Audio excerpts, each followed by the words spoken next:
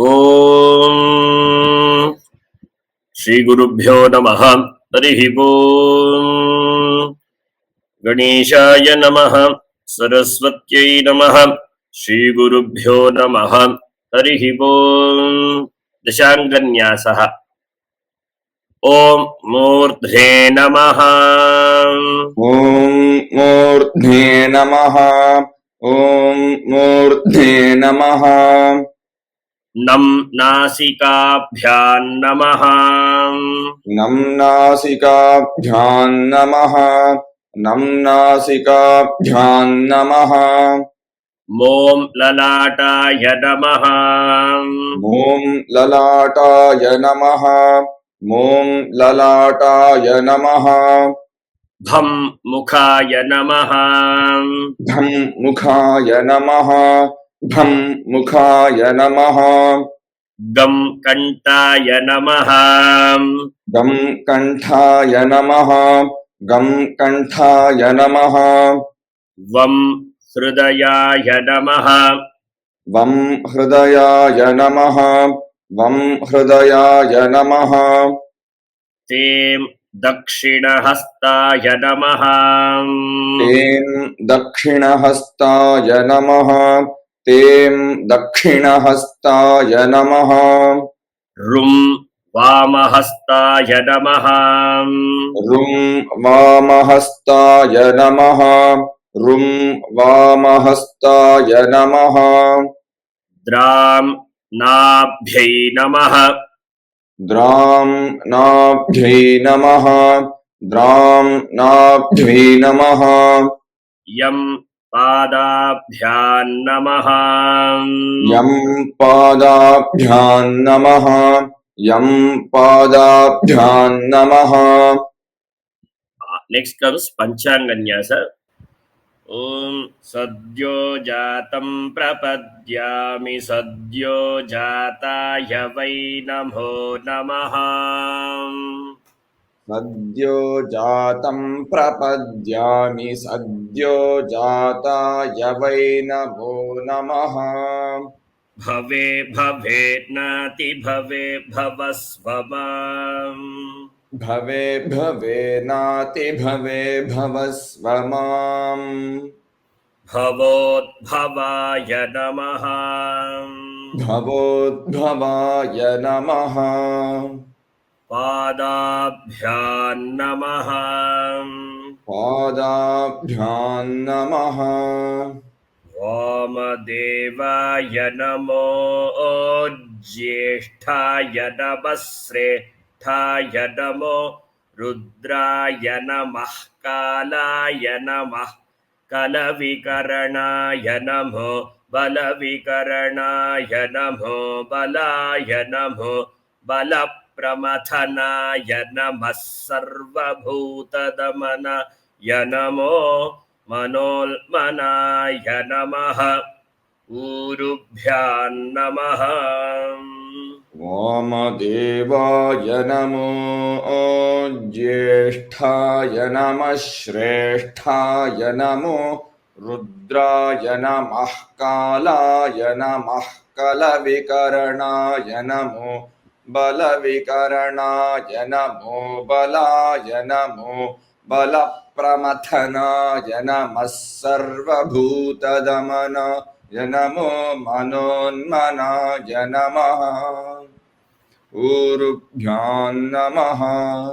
అఘోరేభ్యోऽథఘోరేభ్యో ఘోరఘోరతరేభ్యః. అఘోరేభ్యోऽథ ఘోరేభ్యో ఘోరఘోరతరేభ్యః. సర్వేభ్యః సర్వశర్వేభ్యో నమస్తే అస్తు. రుద్రరూపేభ్యః హృదయాయ నమః. సర్వేభ్యః సర్వశర్వేభ్యో నమస్తే అస్తు. రుద్రరూపేభ్యః హృదయాయ నమః. తత్పురుషాయ విద్మహే మహాదేవాయ ధీమహి तन्नो रुद्रः प्रचोदयात् मुखाय नमः तत्पुरुषाय विद्महे महादेवाय धीमहि तन्नो रुद्रः प्रचोदयात् मुखाय नमः नेक्स्ट ईशानः सर्वविद्यानामीश्वरः सर्वभूतानां ब्रह्मणोऽधिपतिर्ब्रह्मा शिवो मे अस्तु सदा शिवो हंसमूर्ध्ने नमः ईशानः सर्वविद्यानामीश्वरः सर्वभूतानां ब्रह्माधिपतिर्ब्रह्मणोऽधिपतिर्ब्रह्मा शिवो मे अस्तु सदा शिवो मूर्ध्ने नमः Next, Hamsa Gayatri. It is a Maha Mantra. So it has got some separate nyasas for the mantra, and Dhyana Shloka is also there. We will learn that. Asya Shri Hamsa Gayatri Mahamantrasya अस्य श्रीहंसगायत्री महामन्त्रस्य Avyaktaparabhrahma Rishiः अव्यक्तपरब्रह्म ऋषिः Avyakta-gayatri Chandah अव्यक्तगायत्री छन्दः Paramahamso Devata परमहंसो देवता Hamsam Bijam हंसां बीजम् Hamsim Shaktiः हंसीं शक्तिः Hamsum Kilakam हंसूं कीलकम् Paramahamsa Prasada Siddhyarthe Jape Viniyogah Paramhans प्रसाद सिद्ध्यर्थे जपे विनियोगः Hamsam Angushtabhyal Namaha हंसाम् अंगुष्ठाभ्यां नमः Hamsim Tarjanibhyan Namaha हंसीं तर्जनीभ्यां नमः Hamsum Madhyamabhyan Namaha हंसूं मध्यमाभ्यां नमः Hamsaim Anamikabhyan Namaha हंसैं अनामिकाभ्यां नमः Hamsaum Kanishthikabhyan Namaha हंसौं कनिष्ठिकाभ्यां नमः Hamsaha Karatala-karaprishthabhyan Namaha हंसः करतलकरपृष्ठाभ्यां नमः Hamsam Hridayaya Namaha हंसां हृदयाय नमः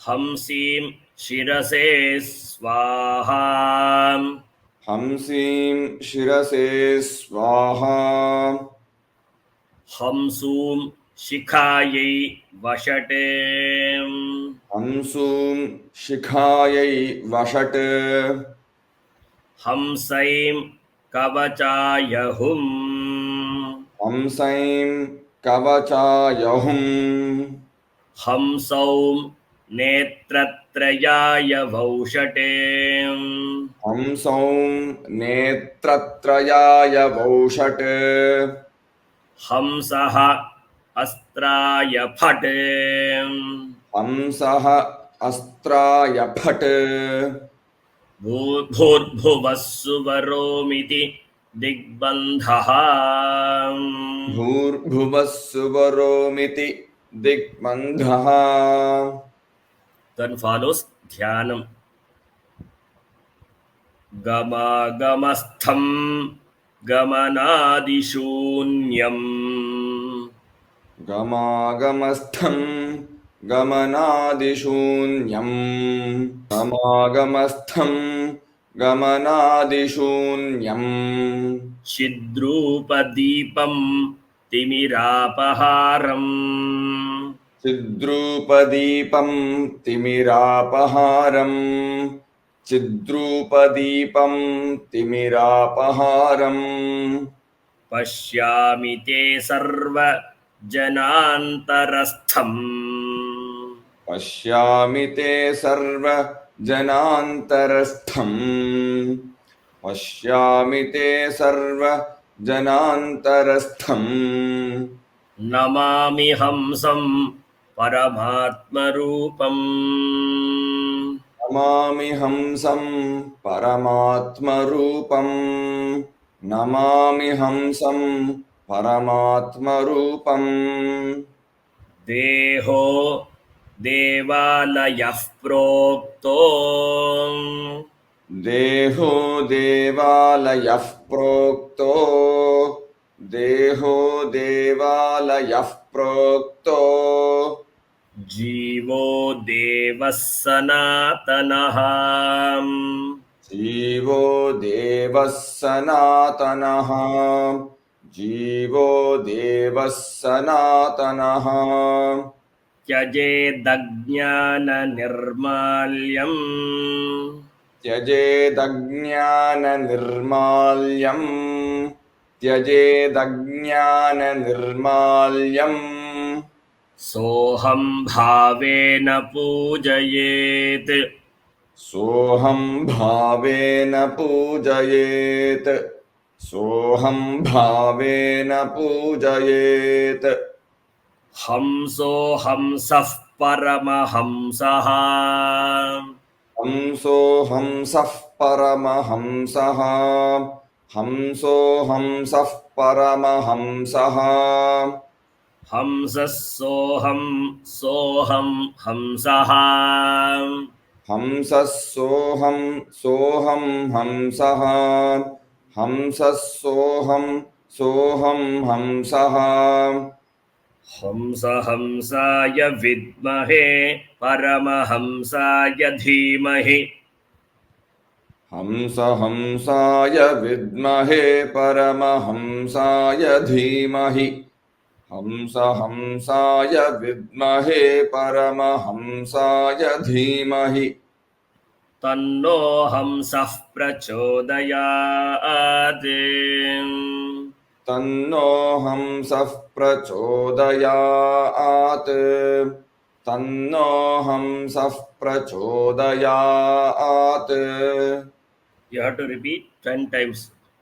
हंस हंसेति यो ब्रूयात् हंस हंसेति यो ब्रूयात् हंस हंसेति यो ब्रूयात् हंसो नाम सदाशिवः हंसो नाम सदाशिवः हंसो नाम सदाशिवः हंस हंसेति यो ब्रूयाद्धंसो नाम सदाशिवः हंस हंसेति यो ब्रूयाद्धंसो नाम सदाशिवः हंस हंसेति यो ब्रूयाद्धंसो नाम सदाशिवः एवं न्यासविधिं कृत्वा ततः सम्पुटमारभेत्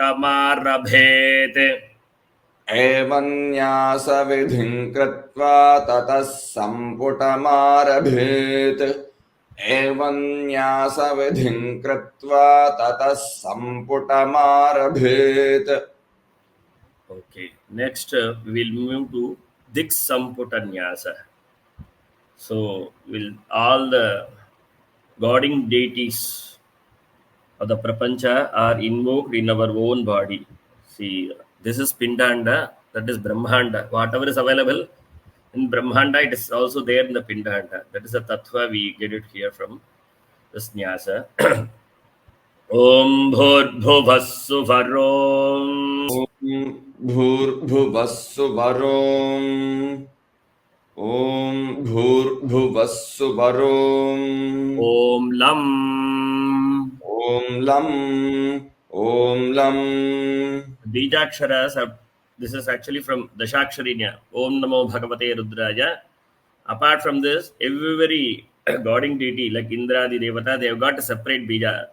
So that is also combined. That's why Om Lam here it is there. Trataramindram त्रातारमिन्द्रम्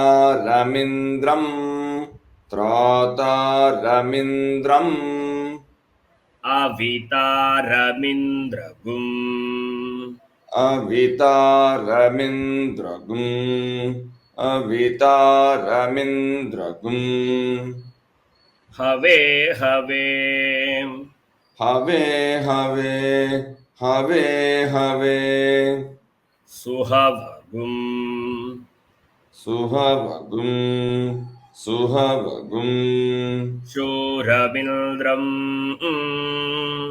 शूरमिन्द्रम् शूरमिन्द्रम् Suhavagum Shuramindram सुहवगुम् शूरमिन्द्रम् सुहवगुम् शूरमिन्द्रम् Trataramindramavitaramidragum Have Have त्रातारमिन्द्रमवितारमिन्द्रगुम् have have त्रातारमिन्द्रमवितारमिन्द्रगुम् have have Suhavagum Shuramindram सुहवगुम् शूरमिन्द्रम् सुहवगुम् शूरमिन्द्रम् Trataramindramavitaramidragum Have Have Suhavagum Shuramindram त्रातारमिन्द्रमवितारमिन्द्रगुम् have have सुहवगुम् शूरमिन्द्रम् त्रातारमिन्द्रमवितारमिन्द्रगुम् have have सुहवगुम् शूरमिन्द्रम् Huvenu Shakram हुवेनु शक्रम् हुवेनु शक्रम् Puruhotam पुरुहूतम् पुरुहूतम् Indrag इन्द्रग् इन्द्रग् Swasti no स्वस्ति नो स्वस्ति नो Maghava मघवा मघवा Dhatvindraha धात्विन्द्रः धात्विन्द्रः Maghava Dhatvindraha मघवा धात्विन्द्रः मघवा धात्विन्द्रः Swasti no Maghava Dhatvindraha स्वस्ति नो मघवा धात्विन्द्रः स्वस्ति नो मघवा धात्विन्द्रः Huvenu Shakram Puruhotamindrag हुवेनु शक्रम् पुरुहूतमिन्द्रग् हुवेनु शक्रम् पुरुहूतमिन्द्रग् Swasti no Maghava Dhatvindraha स्वस्ति नो मघवा धात्विन्द्रः स्वस्ति नो मघवा धात्विन्द्रः Huvenu Shakram Puruhotamindrag Swasti no मघवाधात्विन्द्रः हुवेनु शक्रं पुरुहूतमिन्द्रगस्वस्ति नो मघवाधात्विन्द्रः हुवेनु शक्रं पुरुहूतमिन्द्रगस्वस्ति नो मघवाधात्विन्द्रः ॐ लं ॐ लं भूर्भुवः सुवः भूर्भुवः सुवः भूर्भुवः सुवः Once इन्द्राय वज्रहस्ताय सुराधिपतये ऐरावतवाहनाय इन्द्राय वज्रहस्ताय सुराधिपतये ऐरावतवाहनाय इन्द्राय वज्रहस्ताय सुराधिपतये ऐरावतवाहनाय सांगाय सायुधाय सशक्तये सपरिवाराय सांगाय सायुधाय सशक्तये सपरिवाराय सांगाय सायुधाय सशक्तये सपरिवाराय सर्वालङ्कारभूषिताय उमामहेश्वरपार्षदाय नमः सर्वालङ्कारभूषिताय उमामहेश्वरपार्षदाय नमः सर्वालङ्कारभूषिताय उमामहेश्वरपार्षदाय नमः पूर्वदिग्भागे ललाटस्थाने लम् इन्द्राय नमः पूर्वदिग्भागे ललाटस्थाने लम् इन्द्राय नमः पूर्वदिग्भागे ललाटस्थाने लम् इन्द्राय नमः इन्द्रः सुप्रीतो वरदो भवतु इन्द्रः सुप्रीतो वरदो भवतु इन्द्रः सुप्रीतो वरदो भवतु इन्द्रः संरक्षतु इन्द्रः संरक्षतु इन्द्रः संरक्षतु ॐ भूर्भुवः सुवरो ॐ भूर्भुवः सुवरों नम्रम् नम्रम् त्वन्नो अग्ने त्वन्नो अग्ने त्वन्नो अग्ने वरुणस्य विद्वान् वरुणस्य विद्वान् वरुणस्य विद्वान् देवस्य देवस्य देवस्य हेडोव हेडोव हेडोव यासिसीष्ठाः यासिसीष्ठाः यासिसीष्ठाः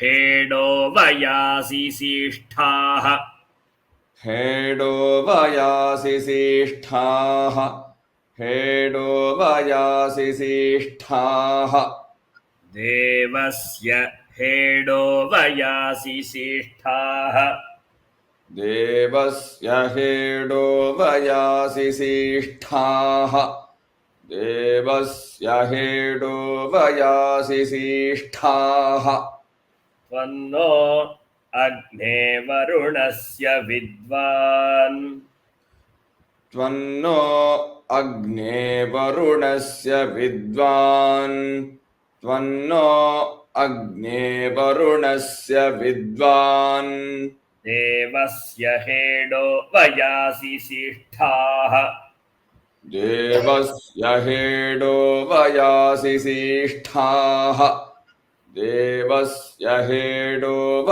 यासिसीष्ठाः त्वन्नो अग्ने वरुणस्य विद्वान् देवस्य हेडो वयासि सिष्ठाः त्वन्नो अग्ने वरुणस्य विद्वान् देवस्य हेडो वयासि सिष्ठाः त्वन्नो अग्ने वरुणस्य विद्वान् देवस्य हेडो वयासि सिष्ठाः यजिष्ठो यजिष्ठो वह्नितमः वह्नितमः शोषुचानो शोषुचानो वह्नितमः शोषुचानो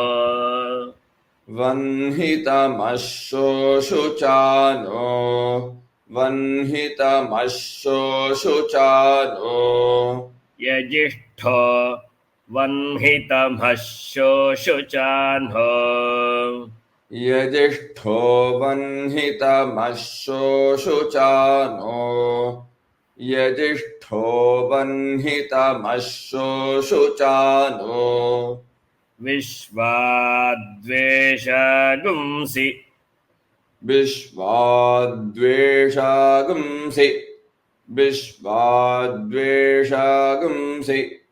प्रमुग्धि प्रमुग्धिः अस्मते अस्मते प्रमुग्ध्यस्मते प्रमुग्ध्यस्मते विश्वाद्वेषगुंसि प्रमुग्ध्यस्मते विश्वाद्वेषगुंसि प्रमुग्ध्यस्मते विश्वाद्वेषगुंसि प्रमुग्ध्यस्मते यजिष्ठो वह्नितमः शोषुचानो विश्वाद्वेषगुंसि प्रमुग्ध्यस्मते यजिष्ठो वह्नितमः शोषुचानो विश्वाद्वेषगुंसि प्रमुग्ध्यस्मते यजिष्ठो वह्नितमः शोषुचानो विश्वाद्वेषगुंसि प्रमुग्ध्यस्मते नम्रम् भूर्भुवः सुवः भूर्भुवः अग्नये शक्तिहस्ताय तेजोधिपतये अजवाहनाय अग्नये शक्तिहस्ताय तेजोधिपतये अजवाहनाय अग्नये शक्तिहस्ताय तेजोधिपतये अजवाहनाय सांगाय सायुधाय सशक्ति सपरिवाराय सांगाय सायुधाय सशक्ति सपरिवाराय सांगाय सायुधाय सशक्ति सपरिवाराय सर्वालंकारभूषिताय उमामहेश्वर पार्षदाय नमः सर्वालंकारभूषिताय